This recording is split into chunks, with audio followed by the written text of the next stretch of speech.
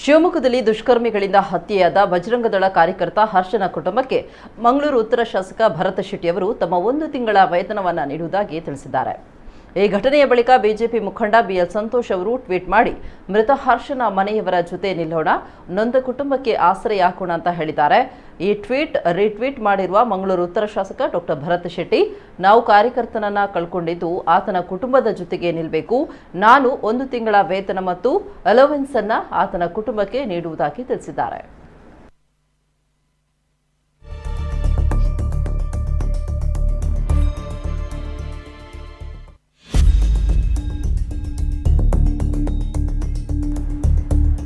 ನಮ್ಮ ಕುಡ್ಲ ಈಗ ಎಲ್ಲ ಡಿಜಿಟಲ್ ಪ್ಲಾಟ್ಫಾರ್ಮ್ಗಳಲ್ಲೂ ಲಭ್ಯ. ಕ್ಷಣ ಕ್ಷಣದ ಅಪ್ಡೇಟ್ಗಳಿಗಾಗಿ ಸಬ್ಸ್ಕ್ರೈಬ್ ಮಾಡಿ ನಮ್ಮ ಕುಡ್ಲ 24/7. ಫೇಸ್ಬುಕ್, ಟ್ವಿಟರ್ ಹಾಗೂ ಇನ್ಸ್ಟಾಗ್ರಾಂ ಪೇಜ್ಗಳನ್ನ ಲೈಕ್ ಮಾಡಿ, ಫಾಲೋ ಮಾಡಿ. ನೇರ ಪ್ರಸಾರ, ಮನೋರಂಜನೆ ಹಾಗೂ ಸುದ್ದಿಗಾಗಿ ನಮ್ಮ ಕುಡ್ಲ ಆಪ್ ಡೌನ್ಲೋಡ್ ಮಾಡಿ. ನಮ್ಮ ಕುಡ್ಲ 24/7 ಇದು ವಿಶ್ವಾಸದ ಪ್ರತಿಬಿಂಬ.